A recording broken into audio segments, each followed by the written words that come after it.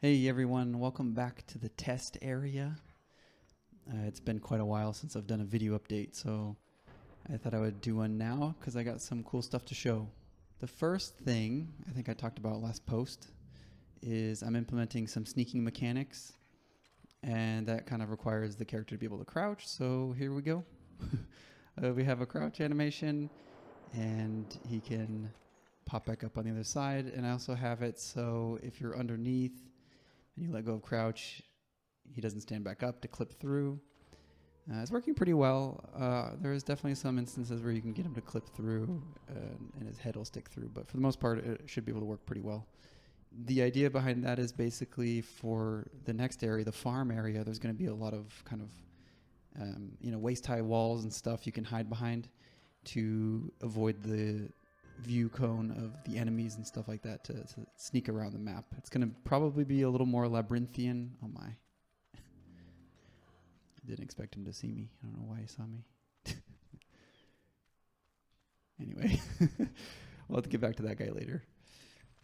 Yeah, so the farm is going to be a little more like stealthy, sneaky, kind of avoiding.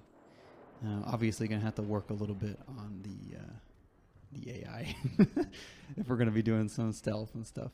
But I mean, it's working pretty well. I don't know why that guy saw me at that point. It doesn't make any sense. But anyway, that's what you'll be doing, sneaking around, getting some stealth kills and stuff. The way the crouching is working now is it's kind of blending between all the animations. So you can do pretty much anything, including punching and stuff while you're crouched. And yeah, so it's pretty versatile. It's using the blending system from Unity, literally just blending between a pose, an up and down pose, and then moving the camera. And it all works really sweet. So I'm pretty happy with that. Maybe some cleanup on the feet here because the feet tend to clip through the ground while he's crouching. So I might have to mask that out. But yeah, otherwise it's working really well. Oh, he gave up. Awesome. The other thing that I implemented was, I may have mentioned this, someone also brought up something in the comments. Someone posted a lot of feedback on the swamp area just a little while ago, and it was great feedback. And it kind of made me think, like, why don't I have more interactables? Why don't I have more, like, path opportunities for the player to create new paths and stuff, or circle back around and make shortcuts and stuff like that? Kind of Dark Souls style. Especially for the swamp. The swamp has some bigger areas to explore, and it would be really helpful to make it all the way around and then have the opportunity to create a path to get back and forth between the two areas without having to do the whole thing again.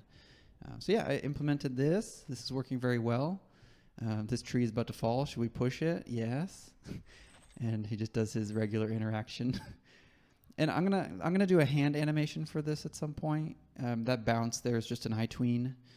That's one of Unity's like animation presets there. So it looks a little funny, him bouncing there like that, but I think I'll do a custom animation for that at some point. So yeah, now that that's fallen down, we can walk right across, and the whole system is working just fine.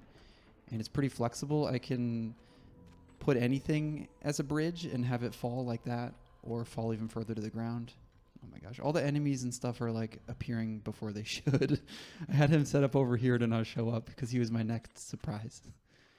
This is like just a bone, like a skull follower thing for the swamp. He's just supposed to be creepy. He doesn't do anything else. But that was one of my other things I wanted to show was I made this guy here. Basically, when you walk in a certain area of the swamp, these guys can appear. And they'll kind of just ominously raise out of the water and then go back underneath. And then I can do whatever I want to the player after that. So maybe I could knock the player down or deal some damage or do something like that. Or just leave the player alone and it can just be a creepy thing that can be left on its own. That was one of the other things I made. So that's cool. But back to the bridge. Let's just do a little stealth operation here. And take out this enemy in a stealthy way. He's going to see us. If he saw us up there, he should be seeing us now. I don't know why. What is he going to do? All right, let's do a little. So that even though I'm in stealth, like all the animations and stuff are working, which is pretty sweet. Crouching. Yeah, crouching. There's nothing really different about the stealth mode. There we go. The crouch mode at this point, there's nothing mechanically different other than your collider smaller, So that'll help you like hide behind rocks and stuff. There might be some other little mechanical change that I make to the crouching to make it easier, but that'll just depend on the testing and stuff. And yeah, the only other thing that I did, since all these things started happening while I was making the video, like that the skull follower guy, I was going to present him in a better way, but whatever.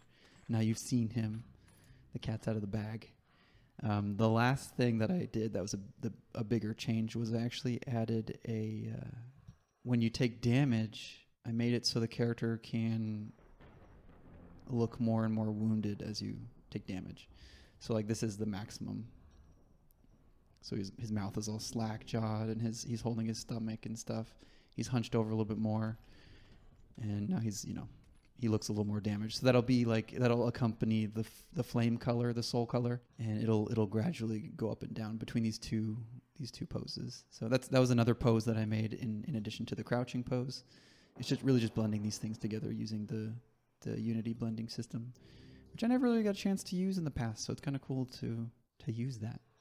But yeah, you can imagine after taking damage, you start seeing like a yellow light or something, and you'll probably be around here with the damage. So he's holding his arm up a little more. Maybe it's hurt or something, and his jaw's a little more open. He's a little more hunched over. So a little touch, but people have been asking for that. They're wondering like, is there going to be some more visuals for being wounded? And now there is. Now when you take damage, you look like this.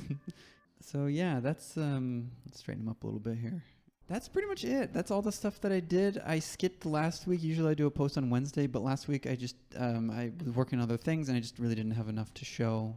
I mean, at that point I would have been able to show the bone follower, but that would have been a disappointing thing to show you that week. So I ended up just skipping last week. Hope you guys don't mind too much.